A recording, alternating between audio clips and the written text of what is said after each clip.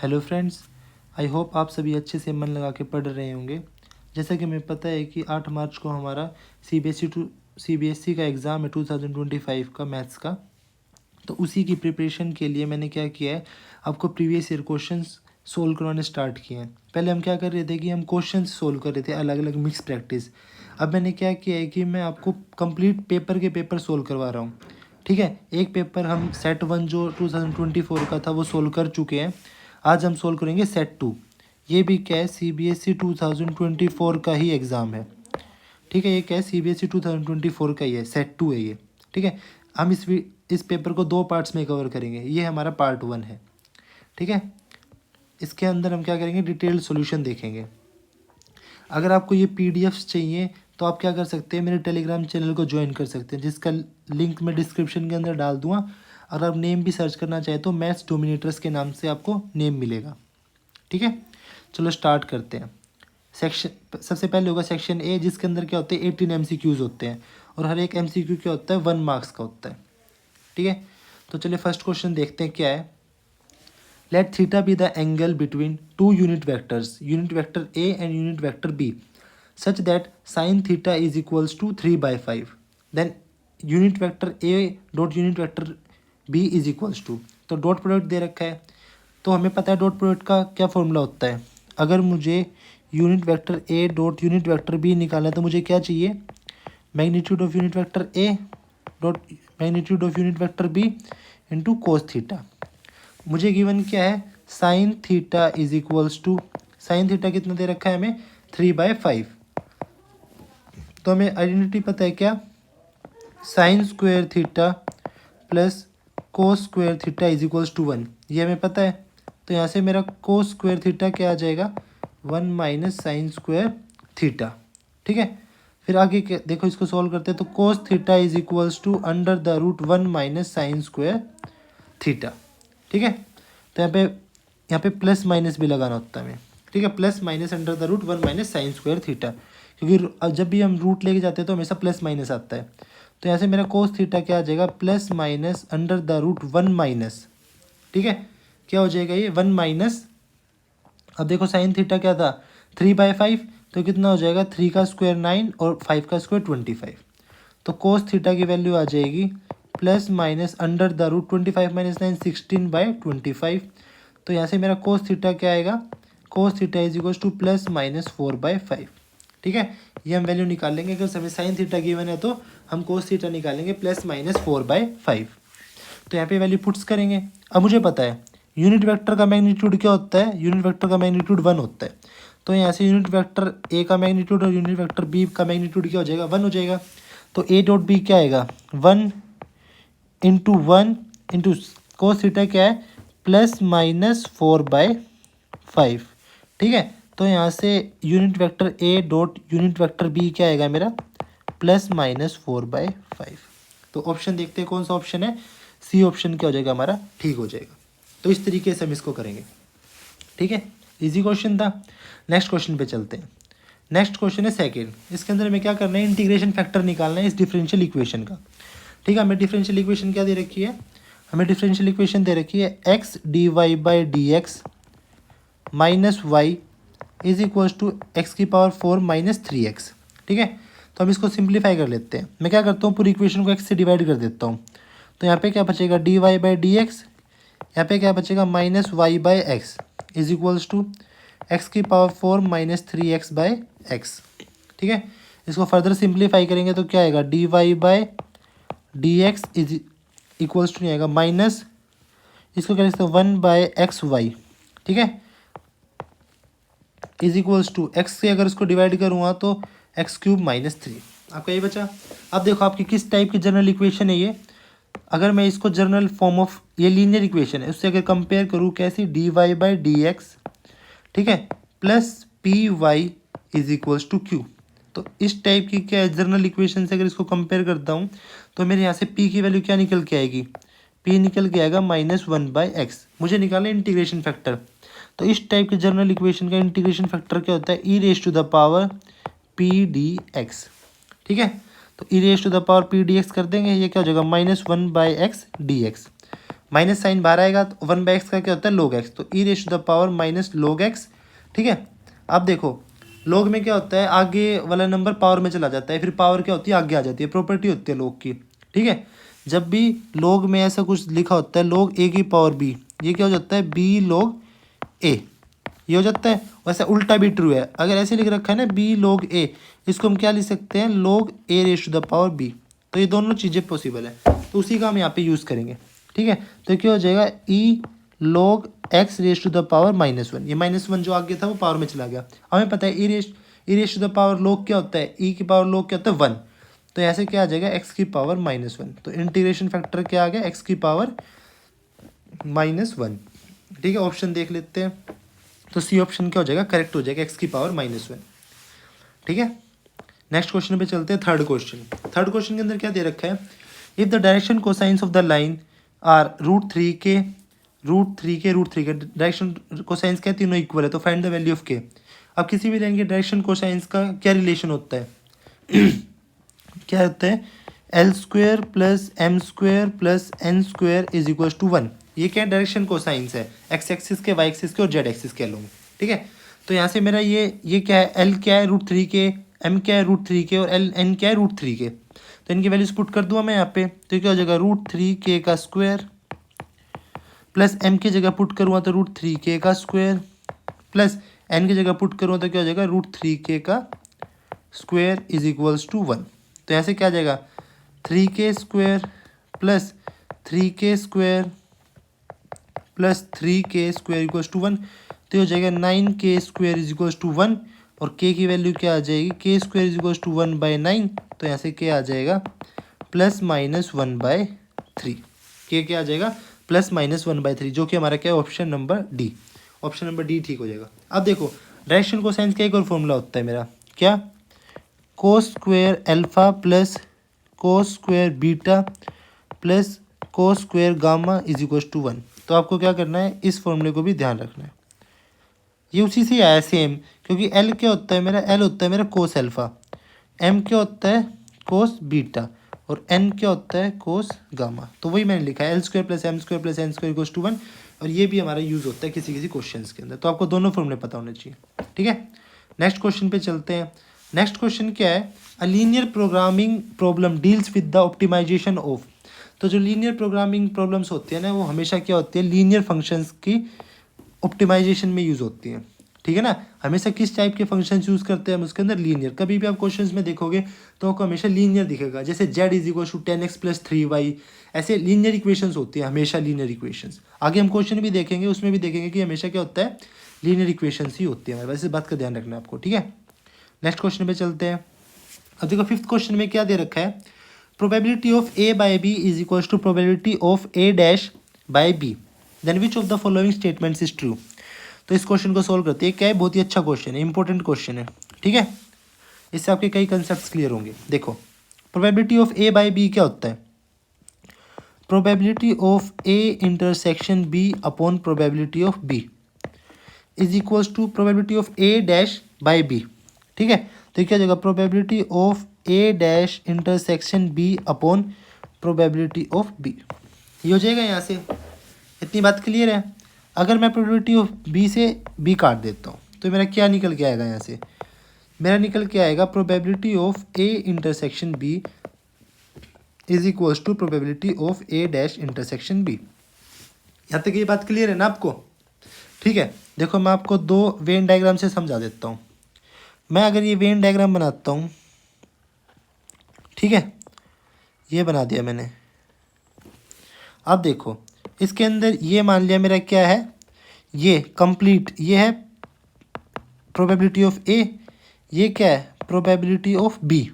ठीक है, और ये जो रीजन बीच में होता है ना, इसको कहते हैं probability of A intersection B. इतनी बात क्लियर है। अब देखो इस क्वेश्चन को आगे कैसे सोल्व करेंगे। इस क्वेश्चन के अंदर ना मैं क्या करूँगा, probability of A intersection B क्या करूँगा, दोनों तरफ ऐड कर दूंगा। सिंप्लीफाई करने के लिए हम कर रहे हैं इसको, क्योंकि हम देख रहे हैं ज़्यादातर 1/2 पी ऑफ बी है, twice of p of b है, twice of p of b. तो इस तरीके को देख के मैं क्या कर रहा हूँ, इसको सोल्व कर रहा हूँ, क्या दोनों तरफ probability of A intersection B को क्या कर रहा हूँ, ऐड कर रहा हूँ। ठीक है, दोनों तरफ क्या कर रहा हूँ मैं, adding probability of A intersection B both sides. मैं क्या कर रहा हूँ, probability of A intersection B को दोनों साइड्स ऐड कर रहा हूँ, तो यहाँ पे क्या हो जाएगा, ये twice of probability of A intersection B हो जाएगा अगर ऐड करूँगा तो। और उस तरफ क्या हो जाएगा, probability of A dash intersection B, ठीक है, plus probability of A intersection B.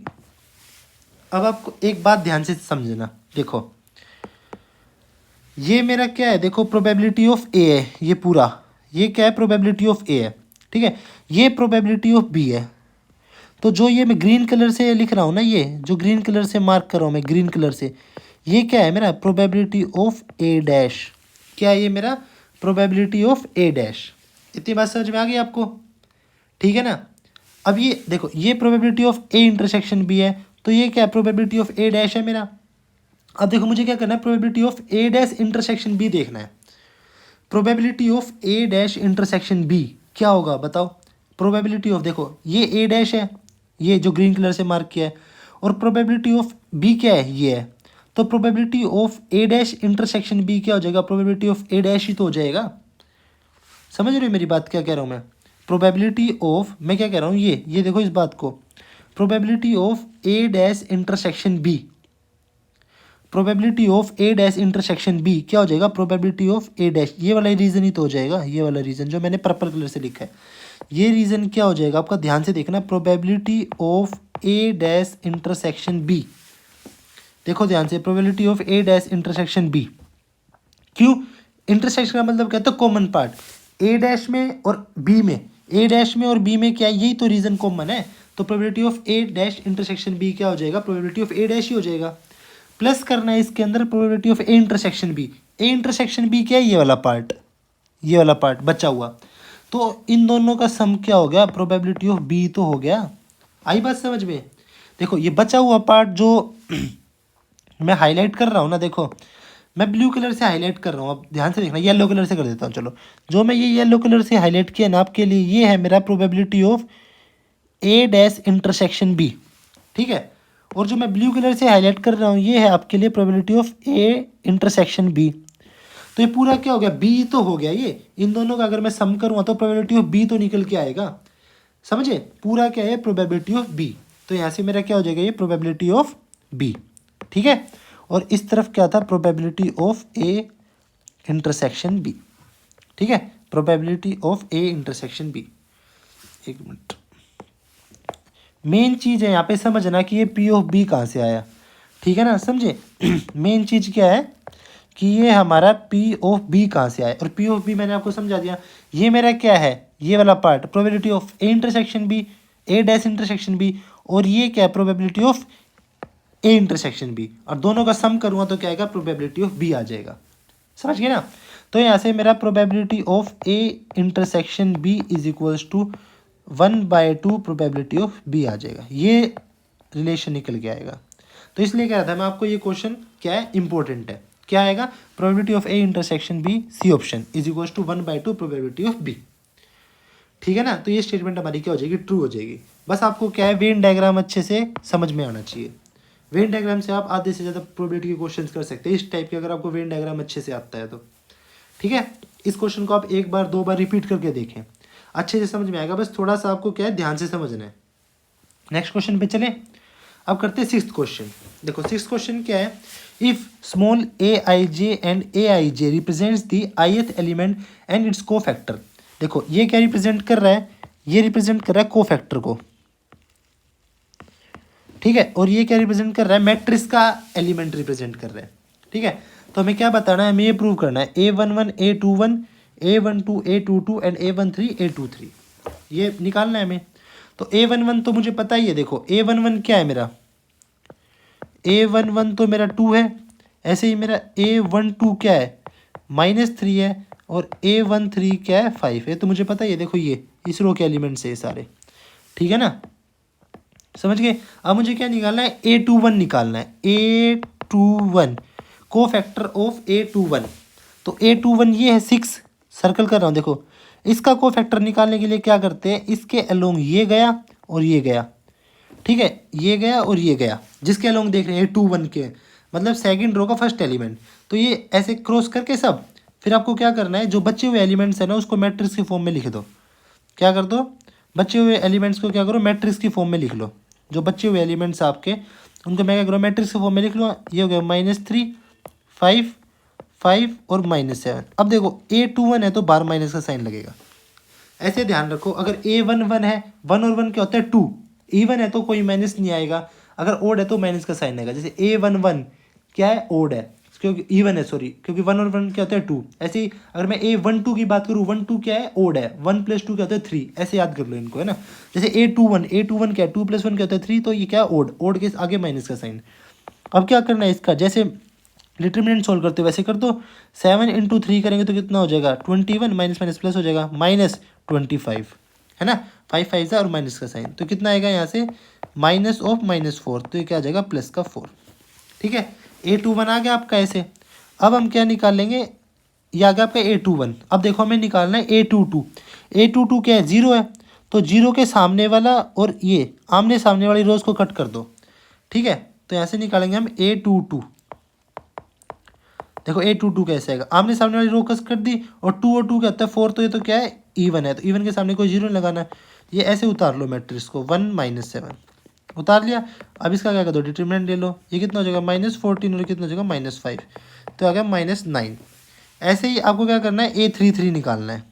ठीक है, अब देखो A33 कैसे निकालेंगे। A33 निकालने के लिए, A23 निकालने के लिए क्या करेंगे, 2 3 ये है, इसके सामने वाली रो गई और इसके सामने वाली ये सब गई, और मैट्रिक्स की फॉर्म में। अब 2 3 क्या है, ओड है, तो माइनस का साइन बाहर आएगा। 2 -3 1 और 5, ये कर दोगे आप। ठीक है, अब इसको सोल्व कर देंगे। ठीक है, अब देखो क्या आएगा, माइनस का साइन तो बाहर है, ये कितना हो जाएगा, 10 + 3, ये कितना हो जाएगा, -13 हो गया। अब देखो, अब हमें क्या करना है, इनको आपस में मल्टीप्लाई करना है।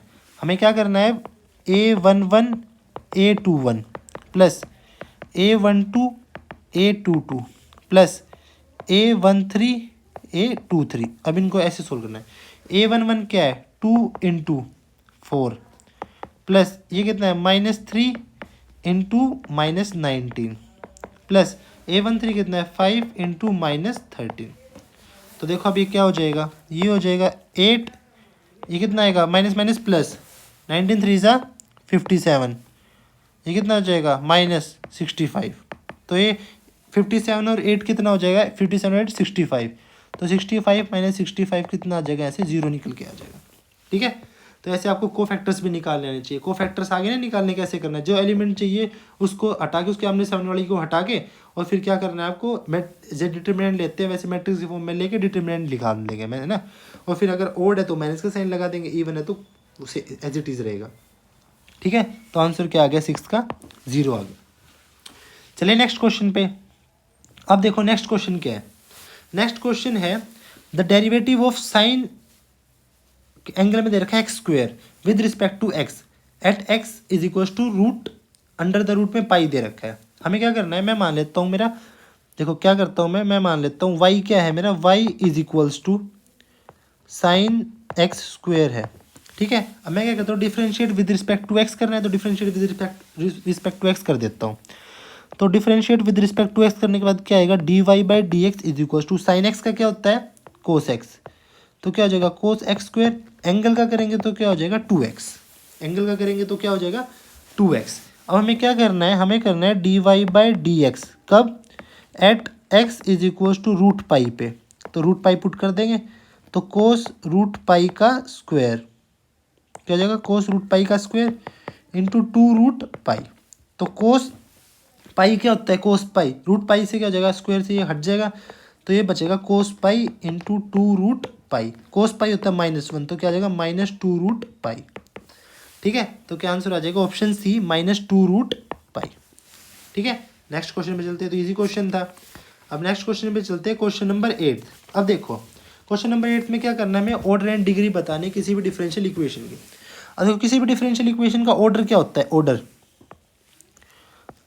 ऑर्डर क्या होता है आपका, ऑर्डर होता है आपका हाईएस्ट ऑर्डर डेरिवेटिव, मतलब जो हाईएस्ट ऑर्डर का डेरिवेटिव है ना, वही मैट्रिक्स इसका इक्वेशन का, डिफरेंशियल इक्वेशन का क्या होता है, ऑर्डर होता है।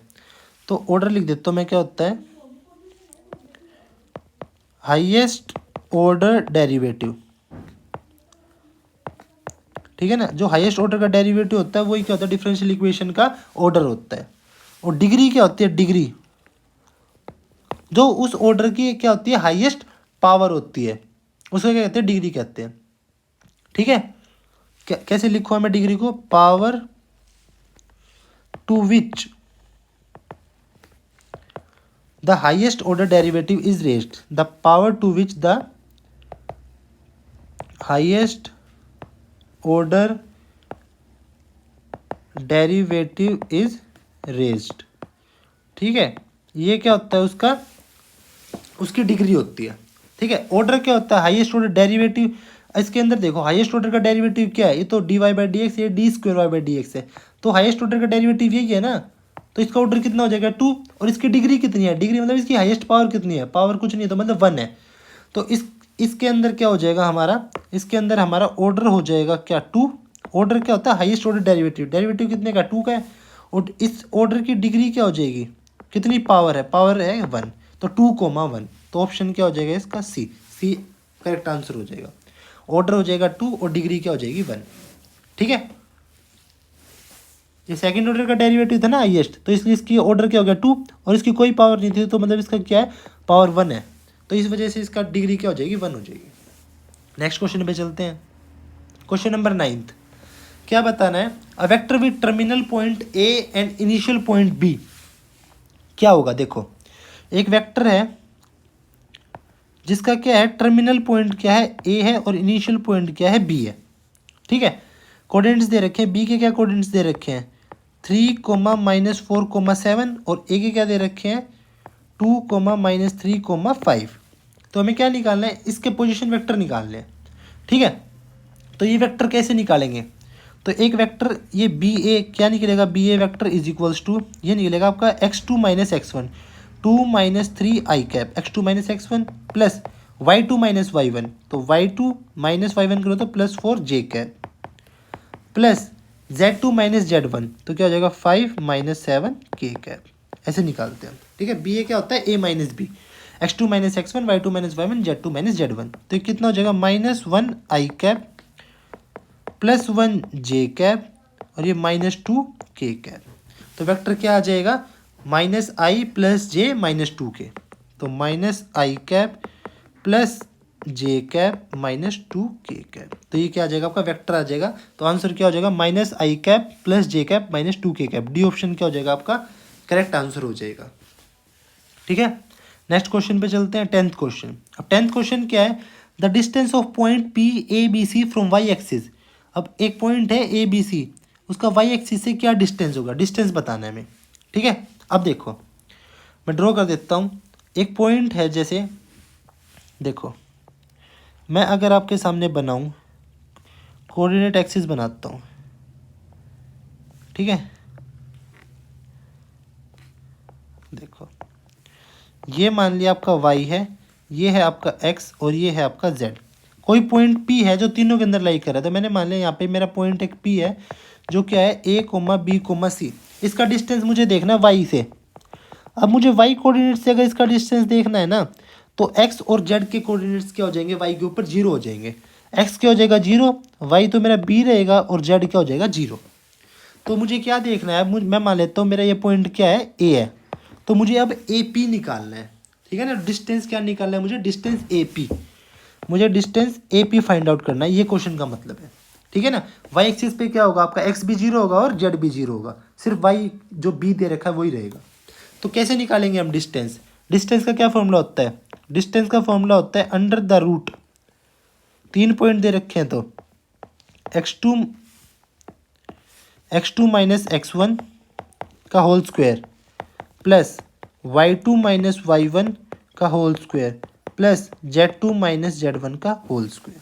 ठीक है, इसके अंदर वैल्यू पुट कर देंगे। x2 - x1, x2 क्या है a - 0 का whole square plus y2 - y1 b - b का whole square plus z2 - z1 c - 0 का होल स्क्वायर। तो यहाँ से मेरा क्या आएगा, देखो अंडर द रूट ये आएगा a स्क्वायर, b - b तो 0 हो जाएगा, और ये आएगा c स्क्वायर। तो डिस्टेंस क्या आया, under the root A square plus C square. और ये क्या होता है, शॉर्टेस्ट डिस्टेंस होता है, क्योंकि हम स्ट्रेट डिस्टेंस की बात कर रहे हैं। तो हमें इसके अंदर अगर क्वेश्चन में ये दिया होना चाहिए था कि यहाँ पे एग्जैक्ट क्वेश्चन क्या होता है, शॉर्टेस्ट डिस्टेंस बताओ, क्योंकि डिस्टेंस तो कुछ भी हो सकता है, डिस्टेंस तो यहाँ से यहाँ तक का भी हो सकता है, यहाँ से यहाँ तक का भी हो सकता है, यहाँ से यहाँ तक का भी, कुछ भी हो सकता है। शॉर्टेस्ट डिस्टेंस क्या होता है, स्ट्रेट डिस्टेंस, जो हमारा क्या है ये ए पी है ना, ये क्या है शॉर्टेस्ट डिस्टेंस है। तो क्या आया, under the root A square plus C square, option C क्या हो जाएगा, ठीक हो जाएगा। ठीक है, नेक्स्ट क्वेश्चन पे चलें।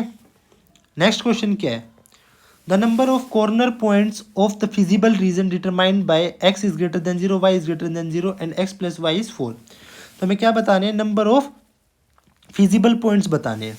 ठीक है, आपको पहले भी बताया था मैंने, जहाँ पे भी ग्रेटर देन इक्वल्स टू 0 होता है ना, उसका मतलब क्या होता है, अवे फ्रॉम ओरिजिन। ठीक है, और जहाँ पे भी लेस देन इक्वल्स टू 0 होता है, वहाँ पे क्या होता है, टूवर्ड्स ओरिजिन। जो शेडेड एरिया होगा टूवर्ड्स होएगा। अब देखो इसका अगर मैं ग्राफ बना के दिखाऊंगा आपको, क्या होगा, देखो ये मेरा एक्स एक्सिस है और ये मेरा वाई एक्सिस है।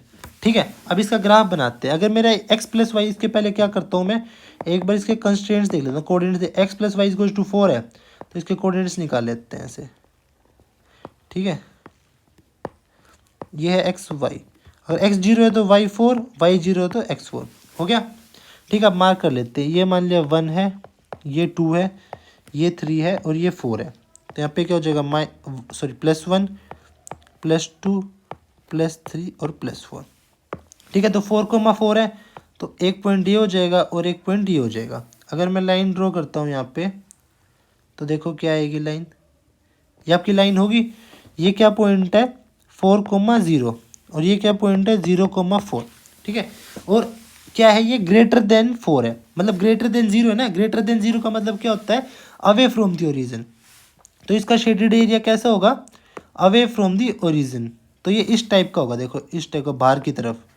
ठीक है, ये कैसा होगा, बाहर की तरफ होगा। मैं इसको बाहर की तरफ क्या कर देता हूँ, शेड कर देता हूँ। ठीक है, कैसा होगा, ये बाहर की तरफ इसका शेड रहेगा ऐसे। ओके, ठीक है। अब क्या दे रखा है मुझे अगला, एक्स इज ग्रेटर देन 0। अगर एक्स ग्रेटर देन 0 है तो एक्स के अंदर भी क्या रहेगा, बाहर की तरफ शेड रहेगा। वाई इज ग्रेटर देन 0 है तो वाई के अंदर भी क्या रहेगा, बाहर की तरफ शेड रहेगा।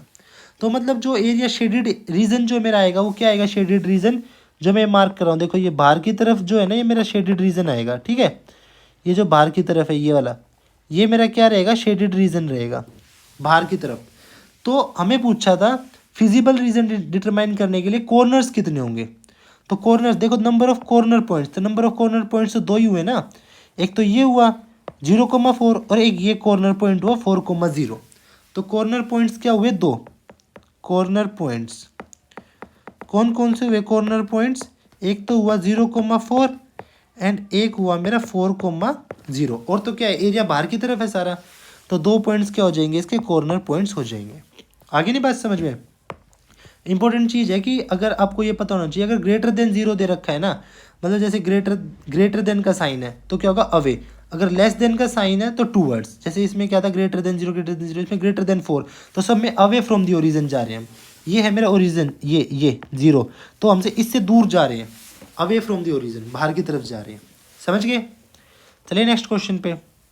अब देखो नेक्स्ट क्वेश्चन 12th क्या है, if A and B are 2 non zero square matrix of same order such that a plus B का whole square is equal to A square plus B square, then हमें बताना है तो क्या result होगा। अब देखो मुझे दे रखा है a प्लस बी का whole square is equal to A square plus B square, ये गिवन है। अब इसको सोल्व करते हैं। a प्लस बी का होल स्क्वायर का मतलब क्या है, a plus B into A plus B, ये है। और यहाँ पे क्या दे रखा है, A square plus B square. अब देखो इसको मल्टीप्लाई कर लो अंदर, a इंटू ए क्या हो जाएगा, ए स्क्वायर, यहाँ पे क्या हो जाएगा, A B plus B A plus B square is equal to A square plus B square, ये हो जाएगा। अब देखो ए स्क्वायर से ए स्क्वायर कट जाएगा और बी स्क्वायर से बी स्क्वायर कट जाएगा, क्या आएगा मेरे पास, A B plus B A is equal to 0।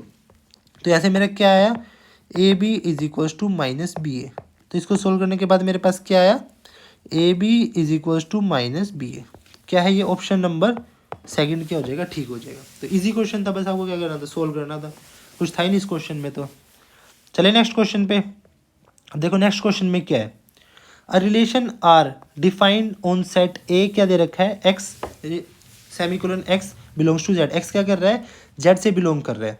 और क्या दे रखे है जेड में, इंटीजर्स है मतलब, ठीक है। 0 से लेके क्या है, एक्स की वैल्यू 10 तक जाती है, एक्स की वैल्यू क्या है 0 से लेके 10 तक जाती है। As R is equals to X comma Y, X is equals to Y, और रिलेशन क्या दे रखा है, एक्स क्या है वाई के बराबर है। अब देखो 0 से लेके 10 तक में मेरा एक्स क्या होना चाहिए, वाई के बराबर होना चाहिए। तो ऐसे कौन सा एलिमेंट है जो दूसरे के बराबर होता है, खुद ही वही एलिमेंट है ना जो खुद एक दूसरे के बराबर होंगे। तो हमें क्या बताना है, इक्विवेलेंस रिलेशंस इक्विवेलेंस रिलेशंस है ये, हमें बताना है the number of equivalence classes कितनी होंगी, the number of equivalence class. अब देखो इसके अंदर मुझे क्या दे रखा है, देखो मुझे गिवन है R is equals to X comma Y, ठीक है, such that X is equals to Y, ये मुझे रिलेशन गिवन है। अब देखो ए क्या दे रखा है, ए दे रखा है मुझे 0 से लेके 10 तक, तो 0,1,2,3 अप टू कहाँ तक दे रखा है, 10 तक दे रखा है, ठीक है। अगर मैं यहाँ पे रिलेशंस देखूँ, रिलेशन कितने बनेंगे मेरे पास, देखो रिलेशन क्या है, X is equals to Y, तो ऐसा खुद का ही नंबर है ना जो खुद के इक्वल होगा, तो 0,0 0 इज इक्वल्स टू 0, ऐसे ही मेरा क्या होगा 1,1, ऐसे ही मेरा क्या होगा 2,2, ऐसे ही क्या होगा 3,3 और अप टू 10,10। तो ये मेरे क्या बनेंगे, रिलेशंस बनेंगे ऐसे, ठीक है। तो नंबर ऑफ इक्विवेलेंस रिलेशंस क्या होंगे, नंबर ऑफ एलिमेंट्स, एलिमेंट्स कितने हैं इसके अंदर, क्योंकि आपको पता है अगर मैं 0 के लिए देखूं तो 0 के लिए मेरी जो इक्विवेलेंस क्लास होगी वो क्या होगी, खुद वही नंबर ही होगा ना, 0 ही होगा। अगर मैं 1 के लिए देखूं तो उसकी इक्विवेलेंस क्लास क्या होगी, 1 खुद होगा, ठीक है। ऐसे ही मैं अगर 2 के लिए देखूं तो उसकी इक्विवेलेंस क्लास क्या होगी, 2 खुद होगा, ठीक है। ऐसे ही मैं चलता जाऊँ 10 के लिए देखूँगा तो उसकी 10 की इक्विवेलेंस क्लास क्या होगी, 10 खुद होगा, क्योंकि मुझे पता है X is equals to Y है, इस वजह से। तो नंबर ऑफ इक्विवेलेंस क्लास कितनी होंगी, is equals to number of elements, जितने इस सेट के अंदर मुझे क्या दे रखे, एलिमेंट्स दे रखे हैं। तो कितने एलिमेंट्स है टोटल, 11। तो total number of equivalence class कितनी होंगी, 11। आई बात समझ में, ठीक है। तो total number of equivalence class कितनी होंगी, 11, जितने एलिमेंट है उतनी क्या होंगी, क्लासेस होंगी, ठीक है। नेक्स्ट क्वेश्चन पे चलते हैं। नेक्स्ट क्वेश्चन है क्वेश्चन नंबर 14।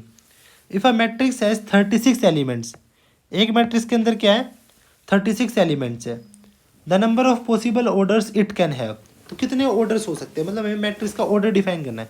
अगर उसके अंदर 36 एलिमेंट्स है ना टोटल, तो पॉसिबल मेरे पास मैट्रिक्स क्या क्या बनेंगी, देखो सोचो आप, पॉसिबल मैट्रिक्स क्या क्या बनेंगी, देखो क्या क्या ऑर्डर हो सकता है मैट्रिक्स का। अगर टोटल 36 एलिमेंट्स है तो मैट्रिक्स का ऑर्डर हो सकता है 6 × 6, ठीक है। एक ऑर्डर हो सकता है 36 × 1, या फिर उल्टा 1 × 36। इसका मतलब क्या है, 36 उसके अंदर क्या है, रोज है, और 1 क्या है उसके अंदर कॉलम है, ठीक है। उल्टा भी हो सकता है, एक रो हो सकती है और 36 कॉलम हो सकते हैं, ठीक है। सॉरी, और 36 कैसे आएगा, 18 × 2 = 36, 18 रो 2 कॉलम, या फिर 2 रोज 18 कॉलम्स। और क्या हो सकता है, 9 रोज 4 कॉलम्स, या फिर 4 रोज 9 कॉलम्स। और क्या हो सकता है, 12 रोज 3 कॉलम्स, या फिर 3 रोज 12 कॉलम्स, ठीक है। तो इसके अलावा तो कोई और बचेगा नहीं आपके पास। 36, 18, 9 और 12 और 4 हो गया है ना, तो सारे हमने क्या कर लिया, कवर कर लिया, और कुछ नहीं बचा। तो टोटल कितने हो गए ये, 1 2 3 4 5 6 7 8 9। तो टोटल कितने पॉसिबल मैट्रिक्स बन गए हमारी, 9 बन गई, ठीक है। तो ऐसे आपको बना के देखनी है। तो टोटल हमारी क्या है, 9 मैट्रिक्स पॉसिबल है, ठीक है। ऐसे कर देंगे हम इसको। अब नेक्स्ट क्वेश्चन 15 था, आप रीड करो, देखो क्या दे रखा है इस क्वेश्चन के अंदर।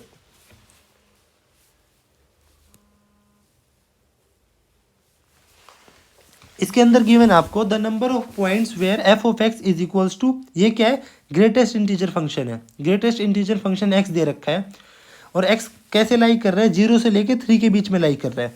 0 से 3 के बीच में क्या आएगा, 1 और 2 ही आएंगे। इसके आंसर तो आप डायरेक्टली एलिमिनेट कर सकते थे, 3 और 4 तो हो ही नहीं सकते, क्योंकि वैल्यूज ही क्या है, इसके बीच में वैल्यू क्या लाइन कर रही है, 1 और 2 ही वैल्यू लाइन कर रही है, ठीक है। तो हमें बताना है the possible number of points, तो पॉइंट्स तो 2 ही लाई कर रहे हैं ना, 1 और 2, तो 3 और 4 तो वैल्यू हो ही नहीं सकती, 3 और 4 पॉइंट्स तो हो ही नहीं सकते, 2 ही पॉइंट लाई कर रहे हैं बीच में। तो हमें चेक करना है 1 और 2 दोनों इसको सेटिस्फाई कर रहे हैं या कितने सेटिस्फाई कर रहे हैं। एक तो करेगा ही, क्योंकि एक पॉइंट तो दे ही रखा ऑप्शन में। तो हमें चेक करना है दोनों कर रहे हैं या नहीं कर रहे हैं, ठीक है।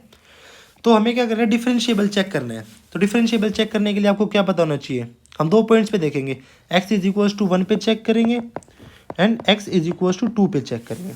ठीक है, तो पहले आपको क्या पता होना चाहिए, left hand derivative right hand derivative हम निकालते कैसे हैं। ठीक है, तो पहले मैं आपको लिख देता हूँ यहाँ पे, लेफ्ट हैंड डेरिवेटिव कैसे निकालते हैं हम, लिमिट h अप्रोचेस टू 0, ये आपको फॉर्मूला पता होना चाहिए, f of x minus h upon h। और हम राइट हैंड डेरिवेटिव कैसे निकालते हैं, लिमिट h अप्रोचेस टू 0, ठीक है, f of x plus h minus f of x upon h, ऐसे निकालते हैं हम राइट हैंड डेरिवेटिव।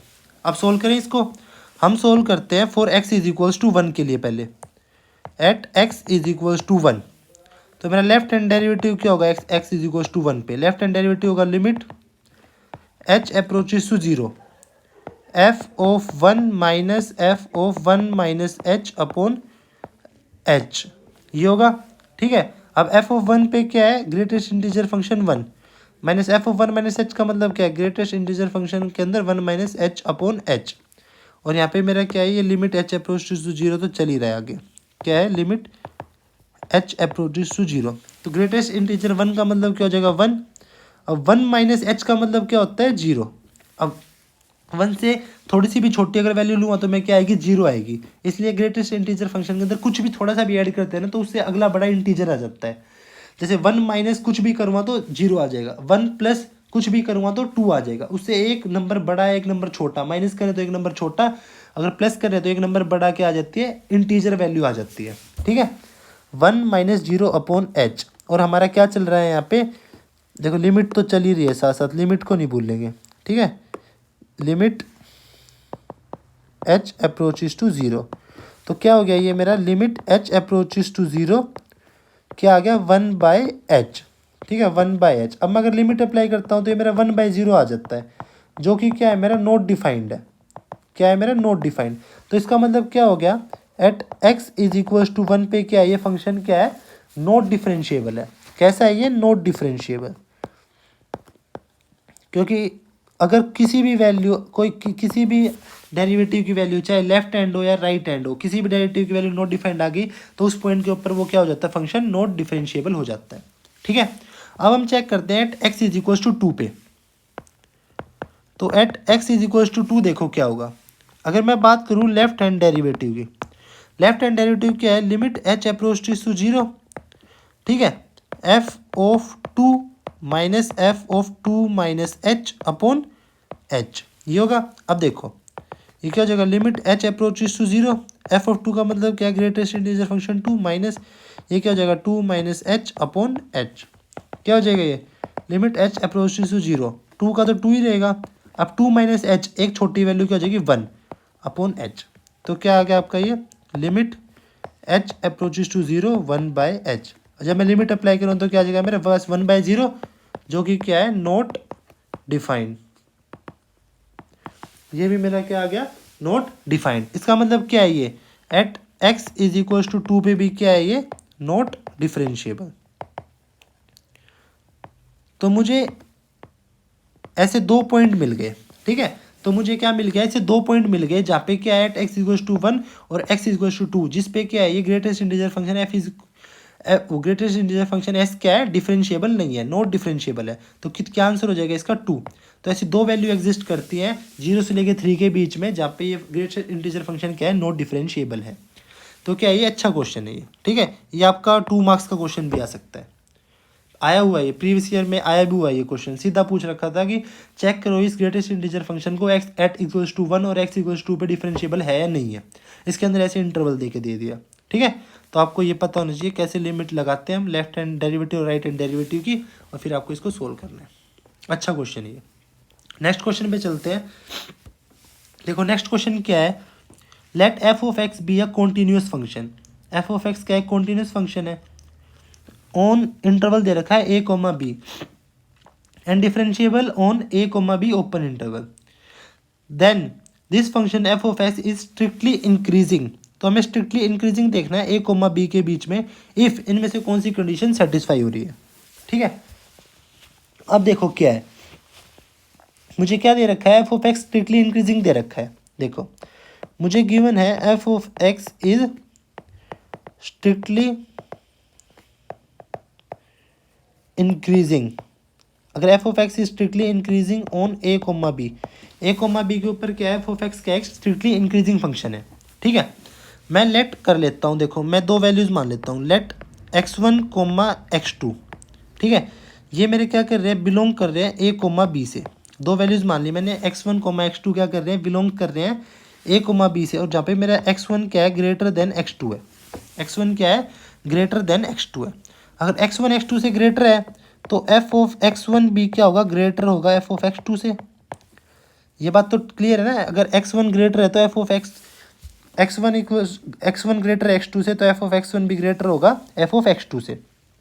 अब देखो मैं मान लेता हूँ जो मेरा x1 है ना, वो क्या कर रहा है, अप्रोच कर रहा है x2 से, कितना बड़ा है, थोड़ा सा बड़ा है, डेल्टा डी बड़ा है मान लिया, या फिर डेल्टा x2 ही बड़ा है। कितना बड़ा है ये, डेल्टा x2। ठीक है, x1 को क्या लिख सकता हूँ, x2 प्लस डेल्टा x2। तो ये क्या हो जाएगा, F of x2 plus delta x2 is equal, delta मतलब बिल्कुल छोटा सा, और greater than F of x2। ये क्या है, for all x2 belongs to A comma B. ठीक है, अब देखो अगर मैं किसी भी नंबर से क्या करता हूँ, इसको छोटे नंबर से डिवाइड करूँ तो इस पर इनइक्वालिटी पे कोई चेंज नहीं होगा ना। अगर देखो मैं एफ ऑफ x2 प्लस ये डेल्टा x2 का एक चेंज है, मैं क्या कर रहा हूँ, इसको ना इससे डिवाइड कर रहा हूँ डेल्टा x2 से। अगर मैं डेल्टा x2 से इसको डिवाइड करूँगा तो क्या इस पर कोई फ़र्क पड़ेगा, कोई फ़र्क नहीं पड़ेगा। समझ रहे हो, देखो आपको और अच्छे से समझाता हूँ क्या कहना चाहता हूँ मैं। एक मिनट रुको, देखो मैं क्या कह रहा हूँ आपको, आपने इतना कर लिया, चलो अब इसके बाद देखो मैं क्या कर रहा हूँ, मैं इसको ऐसे लिख देता हूँ, F of x2 plus delta x2, ये इस तरफ आएगा तो माइनस एफ ऑफ x2, ये हो जाएगा ग्रेटर देन 0। ये हो गया आपका। मैं क्या कर रहा हूँ, मैं कह रहा हूँ कि अगर मैं इसको डेल्टा x2 से डिवाइड कर दूँ दोनों तरफ, हाँ तो 0 ही हो जाएगा।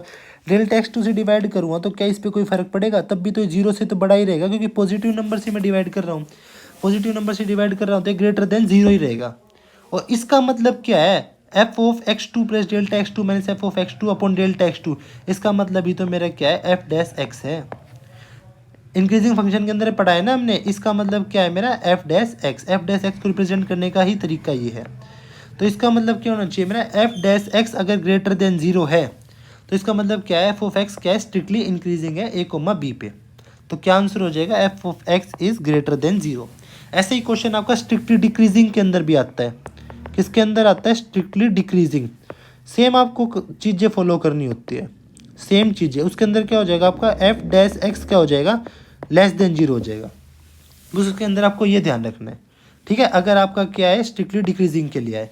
अगर स्ट्रिक्टली इंक्रीजिंग के लिए तो हमेशा एफ डैश एक्स क्या होता है, ग्रेटर देन 0 होता है। ठीक है, ये बात आपको पता होनी चाहिए। अब MCQ में आएगा तो आप सीधा इसको याद भी कर सकते हैं। ठीक है, अगर क्वेश्चन सोल्व करना चाहिए 1-2 मार्क्स में तो ये आपका स्टेप रहेगा सोल्व करने का।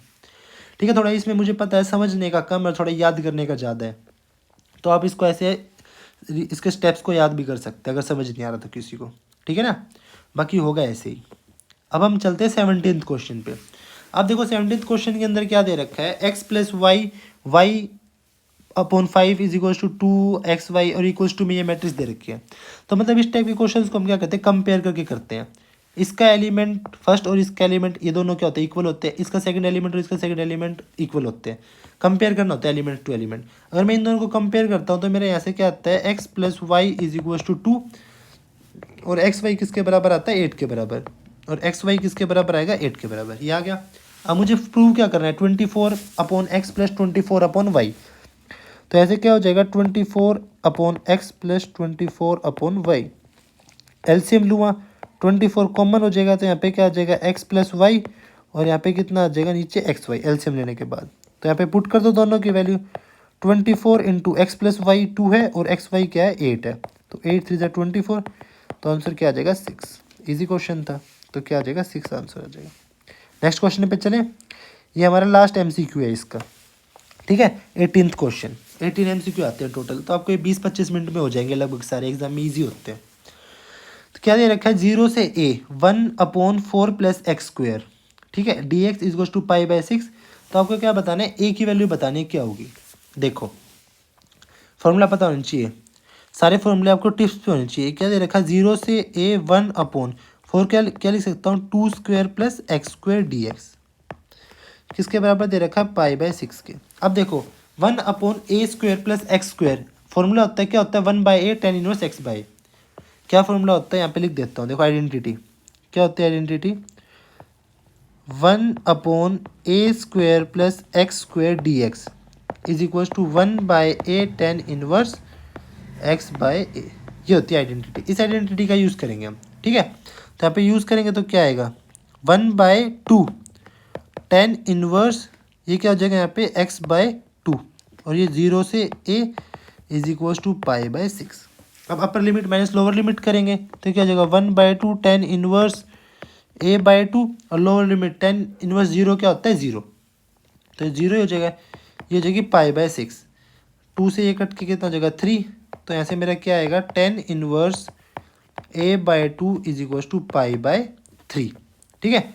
तो ऐसे a/2 क्या हो जाएगा, उस तरफ जाके हो जाएगा 10 पाई बाय 3, और यहाँ से क्या आएगा, a/2 is equal to 10 pi by 3 means 1060, 1060 क्या होता है, √3, तो a की वैल्यू क्या आ जाएगी यहाँ से, 2√3।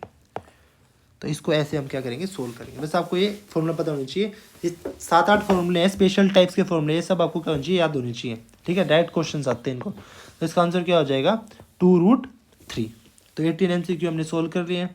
अब चलते हैं, 2 क्वेश्चन आते हैं असर्शन एंड रीजनिंग के, ठीक है। अब क्या करते हैं, असर्शन एंड रीजनिंग के क्वेश्चन को सोल्व करते हैं। देखो क्या दे रखा है, क्वेश्चन असर्शन है, a line in space can not be drawn perpendicular to XYZ axis simultaneously. किसी भी स्पेस में, मतलब लाइन अगर XYZ कोऑर्डिनेट्स के अंदर क्या है, किसी भी स्पेस में हम एक लाइन ड्रॉ नहीं कर सकते परपेंडिकुलर किसके, XYZ एक्सिस के। बात एकदम ठीक है, क्या आप तीनों एक्सिस के एक लाइन को ही परपेंडिकुलर ड्रॉ कर सकते हो, कुछ ना कुछ तो एंगल बनाएगी, उसी को तो हमने डायरेक्शन कोसाइंस पढ़ा है ना।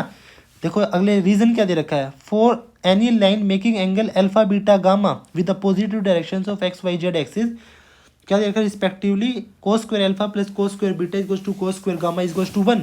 यही तो रीजन है। अगर आप कोई भी लाइन ड्रॉ करते हो, ठीक है, XYZ एक्सिस में, जैसे ये आपके क्या है, XYZ एक्सिस है, XYZ, इसके अंदर अगर आप कोई भी एक लाइन ड्रॉ करोगे ना, किसी भी पॉइंट से कोई भी एक लाइन ड्रॉ करोगे, वो कुछ ना कुछ एंगल बनाती है। एक्स एक्सिस के साथ हम मानते हैं कि वो एंगल बनाती है अल्फा, और वाई के साथ बनाती है बीटा, और जेड के साथ बनाती है गामा। इन्हीं को तो हम डायरेक्शन कोसाइंस पढ़ते हैं, ठीक है। और यही कंडीशन होती है मेरी, cos square alpha plus cos square beta plus cos square gamma equals to 1। तो इसको, इसमें क्या है, मेरा असर्शन भी ठीक है, ऐसी लाइन कोई बन नहीं सकती परपेंडिकुलर, और मेरा रीजन भी ठीक है। रीजन क्यों ठीक है, क्योंकि कोई ना कुछ एंगल बनेगा अल्फा बीटा गामा, और उसके डायरेक्शन कोसाइंस का रिलेशन क्या होता है, cos square alpha is plus cos square beta plus cos square gamma equals to 1, ठीक है। या फिर L² plus M² plus N² equals to 1, दोनों बातें क्या है, ठीक है। तो आंसर क्या हो जाएगा, both assertion and reason is true and R is the correct explanation of A, ठीक है। अगले क्वेश्चन पे चलते हैं, 20th। अब 20th क्वेश्चन क्या कह रहा है, फॉर मैट्रिक्स A, अब ये मैट्रिक्स है आपकी, वेयर थीटा बिलोंग्स टू 0 से 2 पाई, थीटा कहाँ से कहाँ बिलोंग कर रहा है, 0 से 2 पाई, और इसका डिटर्मिनेंट क्या आएगा, A का 2,4।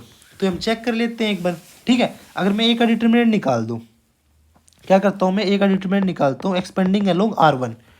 तो R1 के अगर अलोंग एक्सपेंड करूँगा तो क्या आएगा यहाँ पे, 1 plus cos square alpha, cos square theta, sorry, यहाँ पे हो जाएगा माइनस cos थीटा। R1 के अलोंग क्या कर रहा हूँ, एक्सपेंड कर रहा हूँ, तो ये गया और ये गया, तो यहाँ पे क्या आएगा, माइनस cos थीटा, ठीक है, और यहाँ पे क्या आएगा, minus minus plus cos theta. अब देखो ये क्या आएगा, +1, ये गया और ये गया, ये क्या जगह cos square theta minus minus +1। तो यहाँ से मेरी डिटर्मिनेंट ऑफ ए क्या है, तो 0 हो जाएगा। ये जगह मेरा 1 plus cos square theta plus cos square theta plus 1, तो क्या आई value, determinant of A is equal to 2 plus 2 cos square theta. अब मुझे चेक करना है डिटर्मिनेंट ऑफ ए मेरा 2,4 के अंदर लाई कर रहा है नहीं, ठीक है।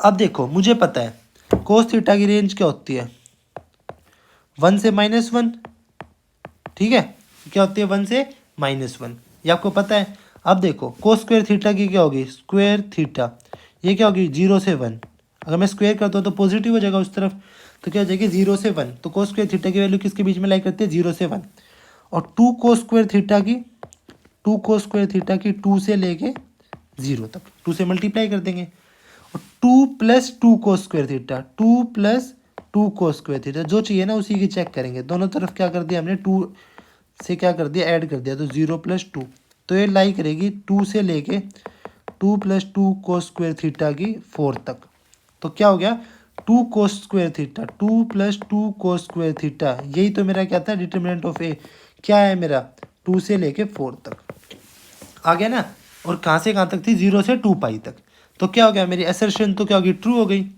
और देखो क्या दे रखा है कोस थीटा की, क्या दे रखे कोस थीटा बिलोंग्स टू -1 से 1, यही तो लेके चला था कोस थीटा बिलोंग्स टू -1 से 1, रीजन यही तो हो गया कोस थीटा -1 से 1, क्या हाईएस्ट वैल्यू होती है कोस थीटा की 1 और लोएस्ट होती है -1, तो कोस थीटा की जो रेंज होती है वो -1 से 1 तक होती है, ठीक है, वे थीटा बिलोंग्स टू 0 से 2 पाई, और थीटा कहाँ से कहाँ बिलोंग कर रहा है 0 से 2 पाई, तो इसका क्या हो जाएगा रीजन भी ठीक हो जाएगा, तो सेम इसका हो जाएगा क्या both assertion and reason are true and R is the correct explanation of A, तो ये 19th का भी आंसर है और ये 20th का भी आंसर है, दोनों का आंसर क्या है ए ही है, ठीक है, ऐसे हो जाएगा ये।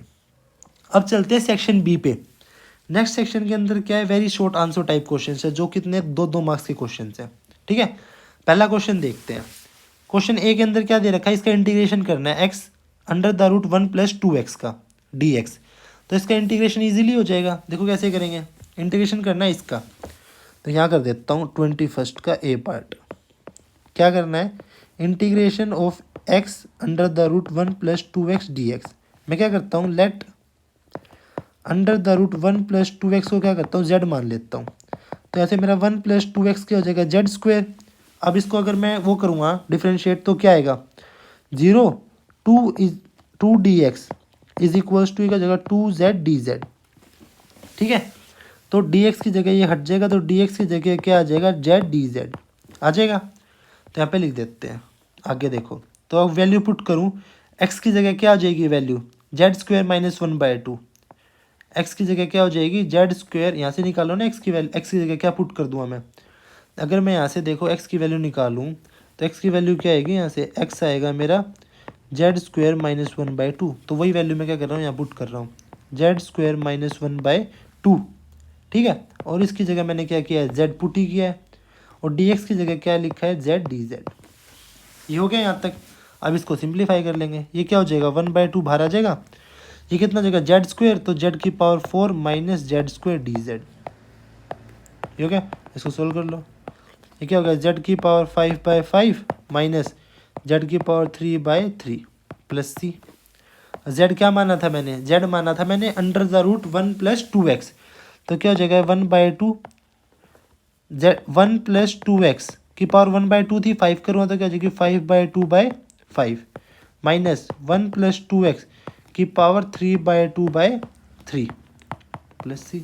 अब क्या करो, आपको अगर सोल्व भी करना है आगे तो क्या करो 2 से मल्टीप्लाई कर लो, ठीक है, क्या करोगे यहाँ पे इसको 2 से अंदर मल्टीप्लाई कर दो, तो 1 + 2x की पावर 5/2, यहाँ पे क्या हो जाएगा 10 माइनस यहाँ पे क्या हो जाएगा 1 + 2x की पावर 3/2/6 प्लस c, हो गया, सिंपल क्वेश्चन था, कुछ नहीं था, क्या किया बस इसको 1 + 2x को z मान लिया, z² हो गया, वहाँ से x की वैल्यू निकाल के मैं पुट कर दी, और जो जो सोल्व किया वो कर दिया, और सिंपल हो गया, इंटीग्रेट कर दिया।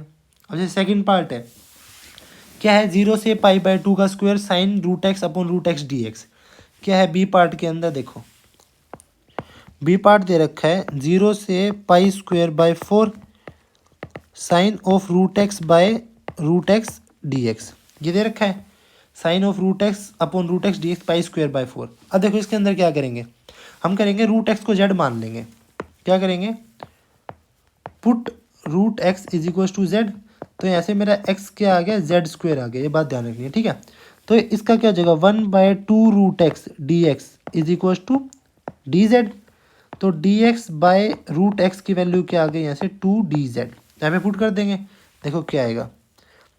एक चीज़ और ये भी तो चेक करनी पड़ेगी, ये क्या होंगे, अब देखो जब मेरा x क्या है 0 है तो z क्या आएगा, यहाँ पे देख लो, अगर मेरा x 0 है तो जेड भी 0 आएगा।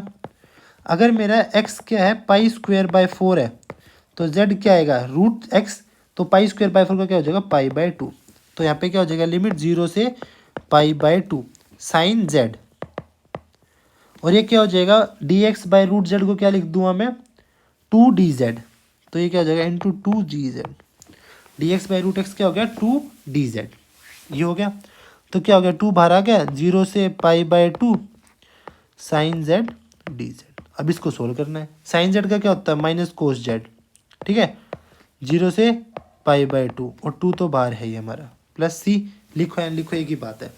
अब हम क्या करेंगे अपर लिमिट माइनस लोअर लिमिट, तो क्या हो जाएगा minus cos pi by 2 minus minus plus cos 0, तो क्या हो गया ये पाई बाय 2 तो 0 होता है, 2 इंटू कोस 0 क्या हो जाएगा 2 इंटू 1 दैट इज 2, तो 2 क्या हो जाएगा इसका आंसर आ जाएगा। समझ गए कैसे किया है, ठीक है इजी क्वेश्चन था, कुछ नहीं था। रूट एक्स को जेड मान के फिर आपको ये ध्यान रखना, कई बच्चे कई बार क्या करते हैं कि ना इसकी ये चेंज करना भूल जाते हैं लिमिट्स। तो जैसे भी आप कुछ भी जो ये होते हैं ना आपके इंटीग्रल वाले क्वेश्चन, इनके अंदर अगर आप लिमिट कुछ भी अगर पुट करते हो सब्स्टिट्यूशन मेथड यूज़ करते हो तो लिमिट को चेंज करना ध्यान रखना है हमें, ठीक है उस अकॉर्डिंग फिर ये क्वेश्चन होंगे हमारे। नेक्स्ट क्वेश्चन पे चलते हैं। नेक्स्ट क्वेश्चन क्या है हमारा, if a and B are two non zero vectors, a and b क्या है दो नॉन जीरो वैक्टर्स हैं, such that a plus b क्या परपेंडिकुलर टू ए है। जब भी कोई दो वैक्टर्स आपस में परपेंडिकुलर होते हैं तो उनका डॉट प्रोडक्ट क्या होता है 0 के इक्वल होता है। And 2a plus b is perpendicular to b, 2a plus b क्या है परपेंडिकुलर टू बी है, ठीक है। देन हमें बताना है प्रूव करना है कि ये क्या है magnitude of vector B is equal to root 2 times magnitude of vector a, ये हमें प्रूव करना है। तो देखो जब भी दो वेक्टर्स परपेंडिकुलर होते हैं आपस में तो क्या होता है उनका डॉट प्रोडक्ट क्या होता है 0 होता है। तो यहाँ पे अगर a प्लस बी परपेंडिकुलर है वेक्टर a के, तो यहाँ से क्या आएगा a plus b dot a किसके बराबर आएगा 0 के बराबर, ठीक है इतनी बात क्लियर है। अब देखो a डॉट a क्या हो जाएगा मोड a का स्क्वायर, ठीक है plus b dot a is equals to 0, ये आपकी फर्स्ट इक्वेशन हो गई। सेकंड क्या दे रखा है 2a प्लस बी का डॉट प्रोडक्ट विद b क्या आएगा 0 आएगा। तो यहाँ से क्या आएगा 2ab plus modulus of b square is equal to 0, ये आपकी सेकंड इक्वेशन हो गई। अगर हम फर्स्ट और सेकंड इक्वेशन को सोल्व करते हैं, देखो मैं क्या करूं अगर फर्स्ट इक्वेशन को 2 से मल्टीप्लाई कर दूं, क्या करता हूं मैं multiply equation 1 by 2 and then subtract from second equation, ठीक है ये मैंने क्या किया 2 से इसको मल्टीप्लाई किया एंड उसके बाद क्या करूँगा सेकंड इक्वेशन से इसको सब्ट्रैक्ट कर दूँगा। तो देखो क्या आएगा अगर 2 से फर्स्ट इक्वेशन को मल्टीप्लाई करता हूँ तो क्या आता है 2 मोड a का square plus 2 b dot a, ठीक है is equal to 0। a dot b या b डॉट a का मतलब एक ही होता है, ठीक है ये बात ध्यान रखना a dot b is equal to b dot a, दोनों चीज़ें सेम है हमारी, ठीक है। इसको सब्ट्रैक्ट करना है इसमें से, तो मैं क्या करता हूँ इसको b को आगे लिख लेता हूँ b का square plus twice of a dot b is equal to 0। तो अगर मैं इनको सब्ट्रैक्ट करूँगा तो क्या होगा मेरा देखो ये कट जाएंगे, तो ऐसे मेरा क्या आएगा ट्वाइस ऑफ मोड a का स्क्वायर माइनस मोड b का स्क्वायर इज इक्वल टू 0। तो ऐसे मेरा क्या है ट्वाइस ऑफ मोड a का square is equal to mod b का स्क्वायर। मुझे क्या प्रूव करना था मुझे यही प्रूव करना था है ना। अगर मैं यहाँ से स्क्वायर रूट ले लूँगा तो मोड b किसके बराबर आएगा √2a के, ठीक है मुझे यही प्रूव करना था। देखो ध्यान से यही प्रूव करना था magnitude of b vector is equal to √2 times magnitude of a vector, magnitude of b vector is equal to √2 times magnitude of a vector. बस आपको आपको बस एक ही चीज़ पता होना चाहिए, जब भी दो वेक्टर्स आपस में परपेंडिकुलर होते हैं तो उनका डॉट प्रोडक्ट क्या होता है 0 होता है। अगर आपको ये चीज़ पता है तो ये क्वेश्चन ईजिली हो जाएगा, ठीक है। नेक्स्ट क्वेश्चन पे चलते हैं 23 पे। अब देखो 23 क्वेश्चन के अंदर क्या दे रखा है आपको ए बी सी डी का एक पैरेललोग्राम है जिसके अंदर ए बी दे रखा है 2i cap minus 4j cap plus 5k cap and D B दे रखा है डी बी क्या दे रखा है 3i cap minus 6j cap plus 2k cap. आपको क्या करना है पहले ए डी निकालना है उसके बाद क्या करना है, एरिया ऑफ पैरेललोग्राम निकालना है। तो पहले हम क्या करते हैं, एडी निकाल लेते हैं। देखो किसी भी पैरेललोग्राम के अंदर अगर ऐसे दे रखा है हमें, तो हम यहाँ से क्या निकालेंगे, एडी प्लस, अगर मैं एडी के अंदर क्या प्लस कर दूँ, ए बी प्लस कर दूँ, एडी के अंदर क्या प्लस कर दूँ, ए बी प्लस कर दूँ अगर मैं, तो मेरा यहाँ से क्या निकल के आएगा, डी बी निकल के आ जाएगा। ठीक है, a d plus a B is equals to, a d plus a B is equals to क्या आएगा मेरा, डी बी निकल के आ जाएगा। ठीक है, ये बात समझ में आ गई। तो यहाँ से मेरा ए डी क्या होगा, ए डी होगा मेरा d b minus a b. ठीक है, तो आपका डी बी कितना है, डी बी दे रखा है आपका 3i cap plus minus 6j cap. क्या दे रखा है, 3i cap minus 6j cap plus 2k cap, ये दे रखा है। माइनस ए बी कितना दे रखा है, ए बी ये 2i cap minus 4j cap plus 5k cap, 2i cap minus 4j cap plus 5k cap, ये दे रखा है। तो यहाँ से आपका ए डी कितना आ जाएगा, आई में से आई को सब्ट्रैक्ट करो तो ये बच्चा आई कैप माइनस प्लस तो माइनस 2j कैप और 2 minus 5k cap minus 3k cap. तो यहाँ से आपका आ जाएगा, ये क्या आ जाएगा आपका ए डी। ठीक है, ए डी क्या आ जाएगा आपका, ये आ जाएगा। यही करना है ना, हमें ए डी निकालना है। तो ए डी क्या होगा, d b minus a b. तो डी बी में से मैंने क्या किया, ए बी क्या कर दिया, सब्ट्रैक्ट कर दिया। ठीक है, कोई दिक्कत है यहाँ तक, बस चेक कर लीजिए दोबारा। क्या है मेरा, a d plus a b, a d plus a B is equals to d b. ये तो मुझे गिवन ही है क्वेश्चन के अंदर। ठीक है, हाँ ठीक है। तो ए डी क्या होगा मेरा, ए डी होगा मेरा, ए डी शायद इसके अंदर कुछ गलती कर रहे हैं हमें ना, ए डी क्या होगा मेरा, a b minus b d. अच्छा अच्छा अच्छा, हमने गलत कर दिया कुछ। तो इसका इस क्वेश्चन के अंदर ये नहीं बनेगा हमारा। ठीक है, ये नहीं बनेगा। देखो क्या बनेगा, मैं यहाँ पे लिख देता हूँ इसको इरेज करके दोबारा। ये हमने थोड़ा उल्टा लिख दिया। ठीक है, देखो इसको रब कर देते हैं, दोबारा से इसको करते हैं सोल्व। ठीक है, इसके अंदर हमारा रिलेशन निकलेगा a d is equals to, sorry a d equals to नहीं, ए डी के अंदर क्या ऐड करेंगे हम, ए डी के अंदर हम डी बी ऐड करेंगे, a d plus d b, a d plus d b, ये किसके बराबर आएगा, ए बी के बराबर आएगा। ऐसे ये रिलेशन लगाना है इसके अंदर। क्या रिलेशन लगाना है, a d plus d b किसके बराबर होंगे, ये ए बी के बराबर होंगे ऐसे। तो यहाँ से मेरा ए डी क्या निकल के आएगा, ए डी निकल के आएगा a b minus d b, a b minus d b. A b क्या है मेरा, 2i cap minus 4j cap plus 5k cap, यही है ना, 2i cap minus 4j cap plus 5k cap. Minus d b करना है, तो d B क्या है, 3i cap minus 6j cap plus 2k cap. तो ये इसके अंदर से माइनस कर देंगे, minus 3i cap minus 6j cap plus 2k cap. अगर मैं इसको माइनस करूँगा तो यहाँ से मेरा ए डी क्या निकल के आएगा, देखो 2 माइनस 3 करूँगा तो -1, 4 माइनस 6 करूँगा तो प्लस 2j कैप, और ये क्या आएगा प्लस 3k कैप। अब ठीक आया हमारा। ठीक है, तो ये मेरा क्या आ गया, ए डी आ गया। अब मुझे क्या करना है, एरिया ऑफ पैरेललोग्राम बताना है। तो एरिया ऑफ पैरेललोग्राम क्या होता है, किसी भी एडजेसेंट साइड्स का क्या कर दो, क्रॉस प्रोडक्ट, और फिर उसका क्या ले लो, मैग्नीट्यूड ले लो। तो यहाँ से एरिया क्या निकलेगा, एरिया निकलेगा magnitude of a d cross a b.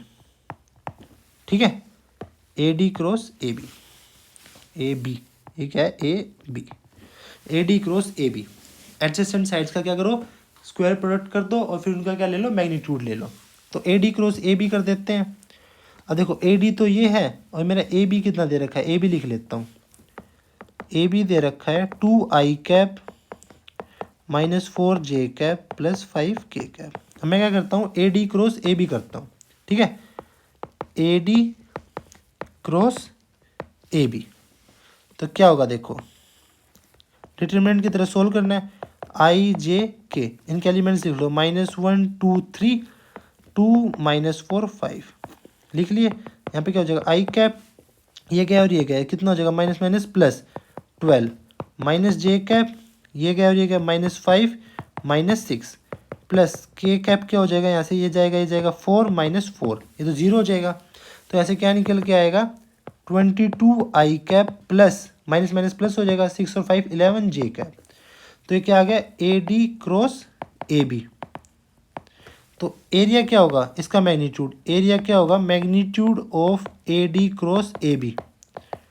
ठीक है, तो मैग्नीट्यूड कैसे निकलेगा, अंडर द रूट 22 का स्क्वायर प्लस 11 का स्क्वायर, 22 का स्क्वायर प्लस 11 का स्क्वायर, मतलब यहाँ से इसको मैं 11 का स्क्वायर मतलब 121 कॉमन लेके और यहाँ पे 2 का स्क्वायर 4 प्लस 1 ऐसे भी लिख सकता हूँ। तो कितना हो जाएगा 121 इंटू 5 दैट इज 11√5। मैंने क्या किया 11 का स्क्वायर कॉमन ले लिया दोनों में से, तो ये स्क्वायर क्या आ जाएगा इसका एरिया आ जाएगा पैरेललोग्राम का।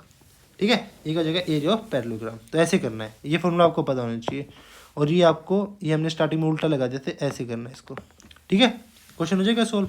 नेक्स्ट क्वेश्चन पे चले। नेक्स्ट क्वेश्चन क्या है 24 के अंदर क्या है y is equal to under the root cos x plus y दे रखा है और आपको d y by D x ये प्रूव करना है। तो इसको सोल्व कर देते हैं। देखो इजी है क्वेश्चन भी। क्या दे रखा है y is equal to under the root cos x plus y दे रखा है। अगर मैं स्क्वायर हटा के वाई स्क्वायर यहाँ पे कर दूँ तो क्या हो जाएगा कोस एक्स प्लस वाई यहाँ पे हो जाएगा। अब क्या करो इसको differentiate with respect to x कर दो,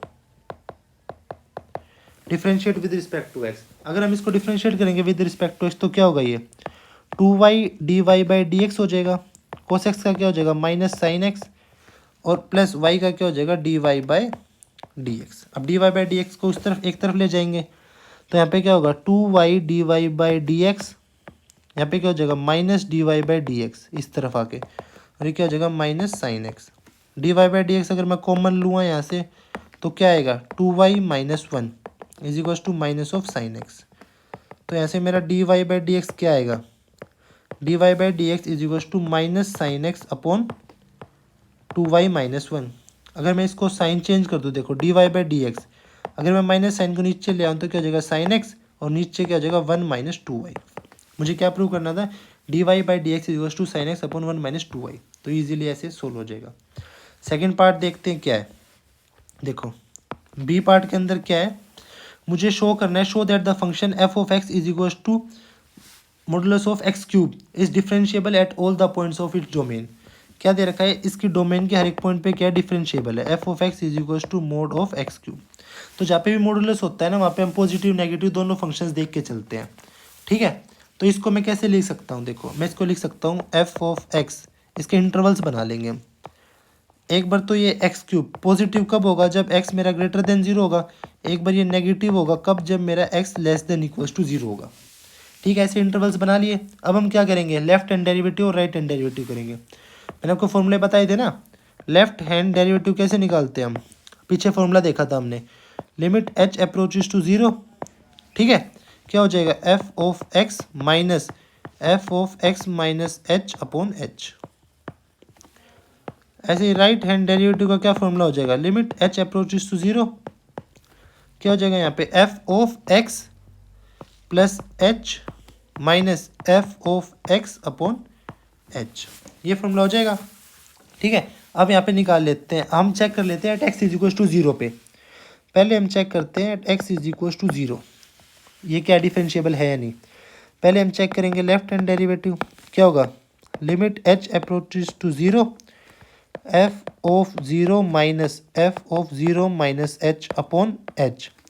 तो क्या आएगा यहाँ से limit h approaches to 0, f of 0 तो 0 हो जाएगा और 0 माइनस एच क्या हो जाएगा, ये क्या हो जाएगा माइनस का एच क्यूब अपॉन एच।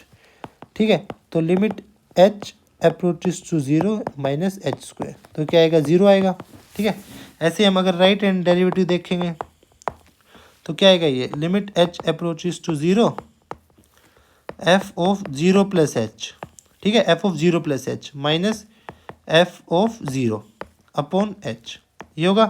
तो ऐसे क्या आएगा limit h approaches to 0 0 plus h का मतलब क्या होगा x cube, h cube sorry क्या होगा एच क्यूब, मतलब वही पुट कर देंगे ना एच की वैल्यू तो क्या हो जाएगा एच क्यूब। ठीक है, 0 तो 0 ही रहेगा अपॉन एच, तो ये क्या आ जाएगा लिमिट एच अप्रोचेस टू 0, ये कितना हो जाएगा यहाँ से एच स्क्वायर। तो ये क्या आ जाएगा लिमिट अप्लाई करने के बाद 0। ठीक है, तो ऐसे मेरा क्या आ गया, left hand derivative is equal to right hand derivative. Left hand derivative किसके बराबर आ गया, राइट हैंड डेरिवेटिव के, at x is equal to zero. तो इस अगर जब मैं when x is equal to not zero के लिए देखूंगा ना, तो भी क्या होगा, ये मेरा डिफरेंशिएबल होगा, क्योंकि यह एफ ऑफ एक्स का एक पोलिनोमियल है। तो पोलिनोमियल फंक्शंस के लिए क्या होता है, हर एक पॉइंट्स पे अगर मैं एक पे निकाल देता हूँ तो हर एक पॉइंट पे क्या होते हैं, वो डिफरेंशिएबल ही होते हैं, because F of x is a polynomial. क्या ये एक पोलिनोमियल है, स्पेलिंग गलत लिख देना, पोलिनोमियल। ठीक है, तो क्या होगा ये, hence differentiable at all points, hence differentiable at all points. ठीक है, तो एक पे आप चेक कर लो, जीरो पे, अगर जीरो पे डिफरेंशिएबल है तो पोलिनोमियल है, इसकी वजह से क्या होगा, हर एक पॉइंट पे क्या होगा, डिफरेंशिएबल होगा। ऐसे हमने क्या किया, डिफरेंट दोनों को पार्ट्स को इसके सोल्व कर लिया। तो आपको कोई भी एक करना था, ऊपर वाला थोड़ा ईजी था तो आप ये पेपर में इसको प्रेफरेंस दे सकते थे। ठीक है, वैसे दोनों ईजी थे। अब चलते हैं अगले क्वेश्चन पे। 25 क्वेश्चन क्या कह रहा है, find the absolute maximum and minimum value of the function this. इस फंक्शन की हमें क्या करनी है, एब्सोल्यूट मैक्सिमम और मिनिमम वैल्यू निकालनी है। तो पहले क्या करते हैं, फर्स्ट डेरिवेटिव करते हैं।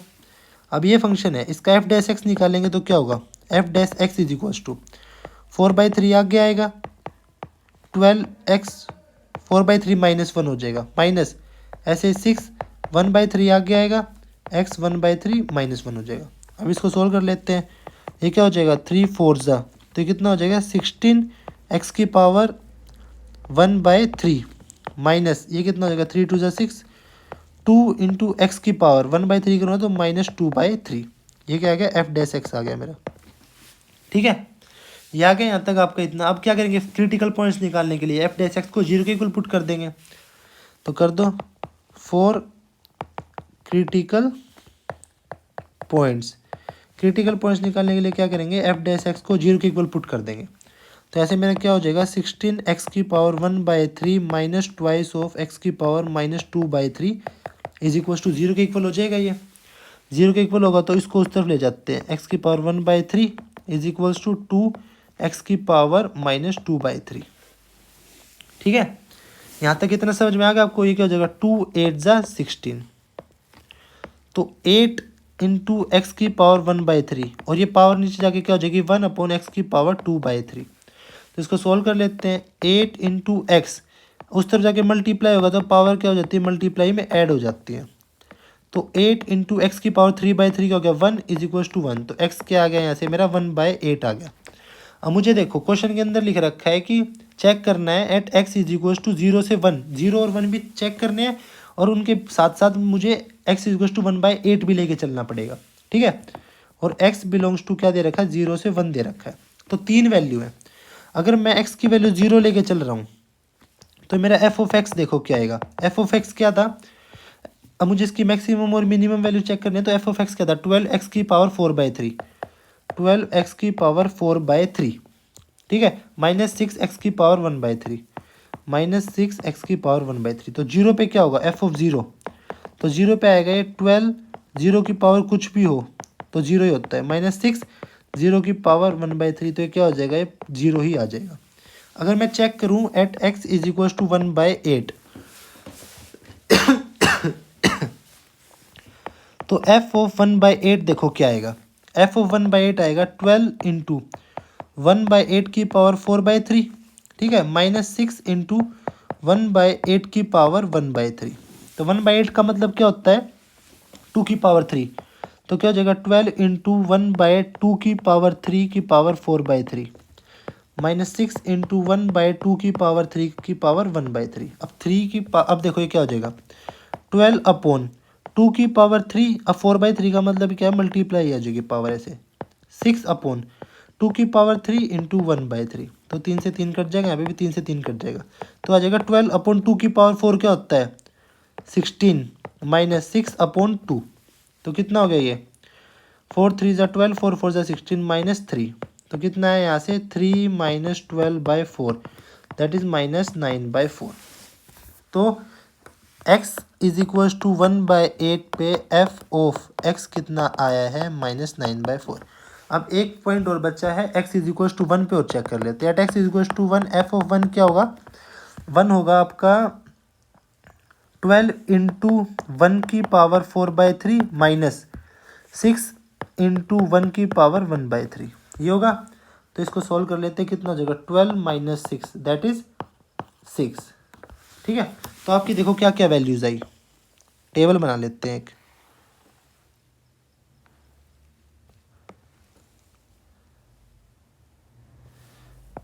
टेबल से आपका क्लियर हो जाएगा अच्छे से। ठीक है, ये आपका है x, देखो क्या क्या है आपका, 3 वैल्यूज है, एक है ये, एक है ये। अब देखो ये मान लिया आपकी वैल्यूज है x की और ये वैल्यूज है आपकी f ऑफ x की। x की वैल्यूज क्या हो सकती है 0, 1/8 एंड क्या हो सकती है 1। तो 1 0 पे क्या आ रही है 0।